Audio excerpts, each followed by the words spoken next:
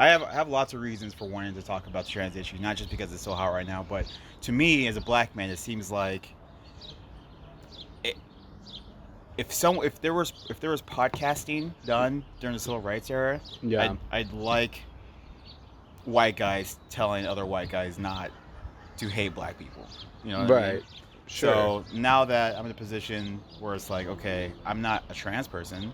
Right. I've probably only met a handful of trans people in my entire life. Yeah. But as a non-trans person, I think they'd appreciate a non-trans person Sticking up for him. right. Like, Yeah. you gotta talk to the rest of us cisgendered people and be like, listen, this should like stop being bigoted towards these people, you know? Yeah, I mean, I definitely think it's important. It's definitely like it's one of those things that I think like absolutely 100% like speak up for marginalized communities, but it's such a funny area where you can accidentally like with best of intentions try to be sticking up for a community and then like kind of like say the wrong thing and get like kind of exploded on the internet.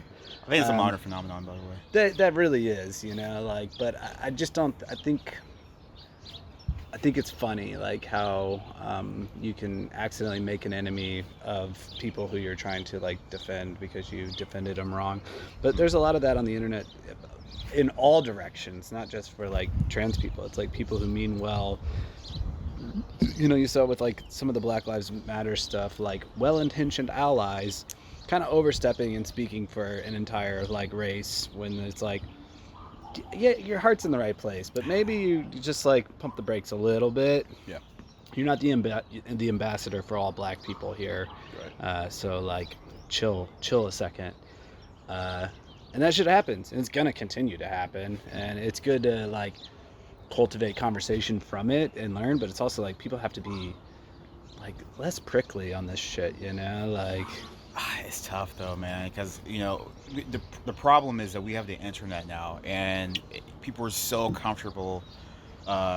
First off, putting your opinions out there on the internet. oh yeah, you're just asking for it. Yeah, but then you have the situation where it's almost a cottage sort of industry where if I can go on and find this guy who's, despite him being in the correct, having the right, his heart's in the right place. Right. If he says one thing wrong, I feel I can earn points dunking on this person's ignorance. Get that karma. Yeah, and there's people that would back him up like, oh yeah, he said instead of like they or whatever, Yeah. and it's like, listen, I wasn't trying to offend anyone. That's just the way I talk. Like you were born in the '80s, Yeah. born in, and we're not trying to hurt anyone if you Doing our misgender. best, damn it. Yeah, it's like you misgendered this person on accident. Like I'm Yeah. not trying to disrespect Especially them. if you're not with like deep in that community or like integrated and in such a way that you've got it all figured out. It's like, no, but you're trying your best to kind of like be supportive of your fellow human being and just be like, hey, these are fucking human beings and deserve like respect, decency, and just like basic human rights. Like there was something I saw earlier that was so funny and like such like a dumb way to like add gas on that like issue, which was like, it was some sort of Fox News thing talking about how a trans woman competed in a marathon, and it said she beat 1,400 other athletes and that they should give their medal back. And it was like, actually, which that was like the headline. Okay. And it was like, okay, which is like very, inflammatory, just the way it's positioned. But in reality, it was like she got 6,000th something place in the fight, or in the race, and got a participation medal. They wanted to give her a participation medal back. It was just meant to incense people, like the entire headline and everything, and the actual story is like, trans woman participates in a fucking all women's marathon and gets 6,900 and something and gets a participation medal. Like, if that's your headline, then no one gives a shit. But if you're like, she beat 1,400 other women and got a medal, and they're demanding that she give it back, and it's like, wow. But that's what I mean. Like that conversation specifically about like trans athletes is such like a, it's like a false flag, kind of thing to get people riled up. Like, yeah, it does matter for like the individuals within the sport, but I also think like it's not that big of a deal. And it's up to those sporting bodies to kind of navigate it, and it will be like an issue, but it's not a political issue. It's a sporting issue, and sports need to figure it out. Like anything can be political, sure, but the fact that it's made to be like this kind of cornerstone issue is, to me, like so crazy. Yeah, I think if you're looking at sort of the trans dialogue, if you're a pro trans rights person, I'd say about 95 to 99% of what we believe on that side is correct. Like, it's hard to argue against if you're a conservative or someone who's like anti-trans rights, right? However, I do think if there's one spot that is, even if it's not correct, at least contentious enough to debate, is like, how do you handle trans people inside of the sports? Absolutely. I mean, I agree, but I just don't think like there are so much, like you said, 95% of that conversation is over here, and that's this 5%. That is like, it's hard to figure out, like, because you can't just like have genetically male-born individuals like competing against women, and like when they do destroy them, not that they can't compete against them, but when you're talking records, when you're talking about things, like you almost need to make like a class of, but that's like almost impossible to do because there's not like a large enough trans population to have like an all trans soccer team versus an all trans soccer team, and then right. So it's an issue, and I'm not saying it's not, and I don't have the solution to that. I don't think anyone ever really will have an easy answer to that. No, I mean, something drastic would have to happen. I mean, like, well, first off, from my understanding, the real problem comes not just from like a professional player, but like, let's say, for instance, in a very obscure case scenario, you're in high school, you are playing soccer, you're a female, cis female soccer player, you're very good looking, and you are looking to get a college scholarship through your soccer skills.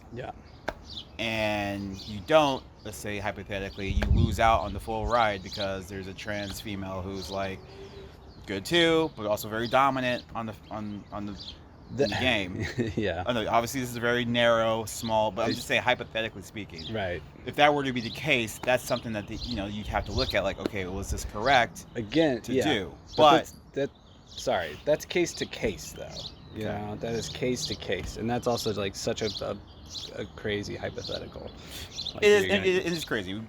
We acknowledge that, but it's just like, you want your solutions to be something that's scalable. Like, obviously, you're not going to have this run of like trans females taking all of the scholarships, doing all this stuff. But you want to make sure your solution is scalable, because you don't want it to be.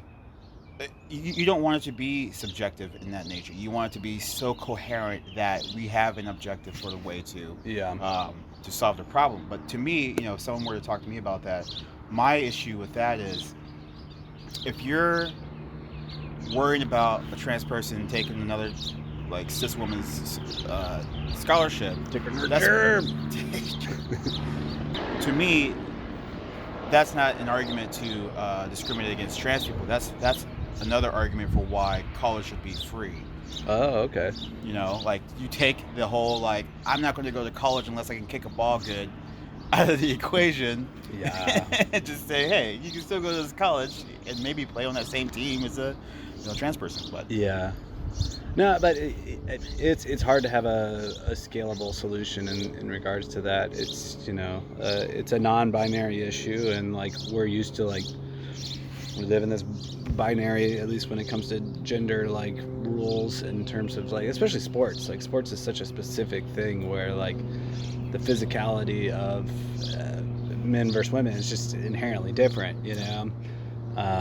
so it's gonna be an issue for a while, but I do think it's like the dumb slippery slope argument that people like to make is like, well, then you're just going to have a bunch of guys who turn into girls just so they can break records. And it's like, I don't know about that, you know? Like, there's going to be, you know, men who transition to females who are also athletes and want to continue, like, pursuing their passion, of course. But you're not going to have athletes just transitioning so they can be like, I'm dominant in this sport, you know, like, I don't know. I'm not saying that's impossible. Like, somebody like motivated enough won't do that at some point, but at the same time, I just don't think it's like going to be a pervasive problem within sports and society. Like, but I do think, like, honestly, I've heard studies that say, like, you know, the idea of a less gender binary future is pretty possible within, you know, the next 50 years or so. I just think, like, we're getting away from those, and you'll see more and more, like, androgyny be a thing, which honestly, it was very popular in the 80s, you know, like, it maybe just like having an androgynous look. Yeah, but now it's like there's more science and or ways to go about attaining your ideal body. When I hear that, I think about, do you remember that Dave Chappelle skit? With Prince? Yeah. Yeah. It's like, the dude's looking most like a bitch, he's getting all the bitches. Yeah. But it's true. I mean, you know, if the future is going to be, like, weirder and weirder, I think sexuality and sexual identity would probably be more open and fluid, as well as, like, gender identity. Because if you really break it down, at the end of the day, it's like, it's clothes and makeup, you know, and a boob job. And, like, whatever else, and identifying as feminine, you know, or identifying as more masculine, you know. It's really not as, like, complicated as we want to make it, and, like, we're like, what is the chromosomes and blah blah blah blah blah. But it's like, there's some pretty guys out there. They want to look prettier, you know, like, you know? They just, like, go for it, you know. Same thing. There's very butch women who, if they want to be more masculine, like, more power to them, and let them go for it, you know. Yeah. Well, even with that, you know, it's like, and I hope, because I kind of want to do, like, a series on the podcast where, and I can count this as, like, the intro to, like, the trans discussion. The discussion. But, you know, one of the things that's been bugging me lately is that if you talk to someone about what you're saying, which is more of a cultural understanding of gender and all that stuff, but they'll say, like, oh, well, scientifically that's not the case, and that's wrong. Scientifically, there is evidence to back up trans identities and all that stuff. And so part of the reason why I want to talk about this is because I want to be able to give, like, the reason why trans people should be accepted, not just on a moral level, right, which is, like, I guess, humanist, like, this person's a person, they deserve to be accepted just as a human, right, but accepted on a, like, constitutional level, and and lastly on a scientific level, because that last one is the one where they say where they think they got us, as far as like, well, if you look at the science on this, you know, there's two sexes, blah blah blah. It's like, no, if you really look at the science, it completely validates, you know, trans existence. Oh yeah. I mean, besides just, like, people being born intersex, which happens, you know, I don't know specifically to, like, the science you're speaking of, but yeah, I can't imagine, you know, like, it's as clear cut as just being I've got a penis, you've got a vagina, you know, like, people are born different ways all the time, and there's different sets within there, I'm sure, and how it breaks down, but I'm no scientist. It's also funny is I was talking to someone about, like, there's also, like, a religious backing for it. For backing for trans people? Yeah, or multiple gender, like, in the Quran, not the Quran, sorry, the Torah, which is, like, the Jewish Bible. Right. They speak about 6 different genders. Yeah. Wow. So you got, like, a religious one, and not just any, like, an Abrahamic one, which is obviously we're in America, so that's, like, the key, like, Jewish. That's our big one. Yeah. We like him the best. Abraham is the coolest of the all religions. So it's like, yeah, so that's Judaism, Christianity, and Islam. Yeah. But I was talking to someone about how in Norse mythology, you know, Loki is someone that transforms from being a male to female all the time, and Right. has even gotten pregnant in this female form. Oh, really? Yeah, That's cool. and not obviously that's the mythology, which all religion is. But if you if you come from a culture that has written a mythology in which a male gets pregnant, then conceptually speaking, you understand the idea behind not being who who you feel, right? Sure. And also, I mean, I think it was even in Native American cultures, there was, they called them like dual spirits or something. Yeah, People who yeah. were like very androgynistic naturally, and they were valued, you know? But I always find it interesting, like morality and culture, like merge so seamlessly, and like when you grow up in a society and you just like accept these are the standards, and it's like you don't question those. It's like that's right, that's wrong, and people who live outside of those, you know, people get bent out of shape, and it's like, yeah, but really all you're talking about is like what we socially have kind of generally said is like this is acceptable behavior and this isn't. But if we lived in a society where like the normal was to like not have a gender, even if we still had the male parts and the female parts, it wouldn't be a thing. It wouldn't be a conversation, you know, like it would just, it'd be a non-factor. But especially like in a Christian nation like this, where we're like super repressed sexually, and like anything that kind of falls outside of like the norm, people just like have such a hard time with and make such a big fuss about. It's honestly just like very silly, you know. I just don't think it should be as big of an issue as it is, and people take everything to the extreme in America, you know. It's again the everyone loves to make a slippery slope argument on shit like this, where it's like when you first like accepted, you know, gay marriage, like, yeah, but what's to stop them from marrying their horse? Right. And it's like, that is so dumb. We're not talking about that. It's not a slippery slope to that, you know? It's like we're talking about two human beings, you know? And we are allowed to talk about that without automatically going to fucking past Z, you know? This is A, B, and C. You know, right here we're dealing with A and B. We're talking about including C. And you're saying we got to go all the way to Z. Well, give it enough years, we'll get to marrying horses. Yeah, and it's just like, that's such a bad faith argument, and such a stupid like way to engage in arguments and debates.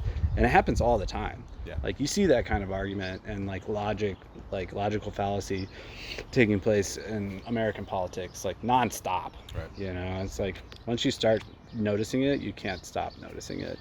It's like, oh, sorry, go ahead. No, go ahead.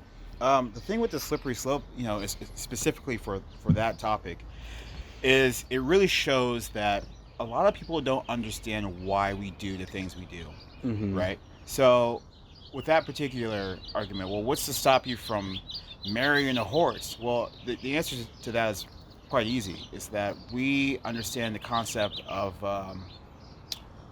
two people having enough wherewithal to make a decision to get married, right? Yeah. What's the term for it? Consenting adults. There we go. Yeah. I was like, what? Michael. I was like, Why I'm about to can't say I this, yeah. but you should know this. I had the term. I was like, why can't I remember this right Don't now? worry, But yeah, we I'm have big dumb consent. all the time. Still hungover from the other day. Oh, man, the dreaded 2-day hungover. I don't know what the fuck happened to me, man. I think, well, actually, I do know, which is Those something I wanna talk optimators. about. Well, that, but I think it was you mix. Okay, we'll come back to this because I do Okay. want to talk about the concept of beer before liquor, which is bullshit. But Anyway. that kind of did you. Okay, so yes, consenting adults, Yeah. right? We understand the concept of consent, and we know that a horse can't give consent. Right. So that's why you can't marry your horse. That's why you can't marry a child. That's why you can't marry a can of paint. You know, you have to have someone Bad as you who's want to. wherewithal to like sign the legal documentation to be married. I mean, I guess you could, if you're not worried about them signing, I guess you could technically marry a horse and you guys can live happily ever after, not protected by the law or Yeah, whatever. yeah. But I so mean, there's nothing yeah. stopping you You ever. want it like it's the same thing you can marry like those like fuck dolls, Yeah. you know, and be like, yeah, like I love her, and it's like, and everyone's gonna be like, that's weird, Hmm. but like honestly, I don't think people get as upset about that. They're like, well, at least they're just having sex with a doll and not like, you know, traumatizing some poor lady or doing violence or whatever. Right. But But people yeah, think that, oh, marriage is actually some other things. Like, no, really, marriage is a in the sense that people are fighting for their right to marry. yeah. It's protection under the law. Like, it's a legal construct that we've created. Right. And really, like, when you talk about marriage in the modern sense, it's such a funny thing because that people are like the sanctity of marriage. Yeah. And they've been divorced like Bullshit. 3 times. And it's like, what all you're talking about is like tax breaks. Yeah. You know, like that you get. And like, you're just legally like defining it this way. Like, if people want to do that, like, who cares? They're living together, they're like love each other, and they just want those tax breaks too, or and whatever other benefits come along with it. Yeah. It's So like, you can get your property. You buy a house together. When you yeah, dies, you get to keep it. and just like the whole like idea of the nuclear family, like that's so like antiquated at this point, and it barely exists. You know, with between the divorce rates and just the necessity of it, it's not even really a necessity anymore. Like, you need 2 working people just to keep a house afloat in the modern America. Like, so really all you're talking about is like a financial agreement to like Yeah. save each other some money, you know, and you're gonna get out, romanticize it. These are the same people, like, no, you know what, they're just the same people who have all the worst opinions. Yeah. You know? I mean, shit, man. You should just say I will eventually, but it's no. And actually, well, I'll say it like this.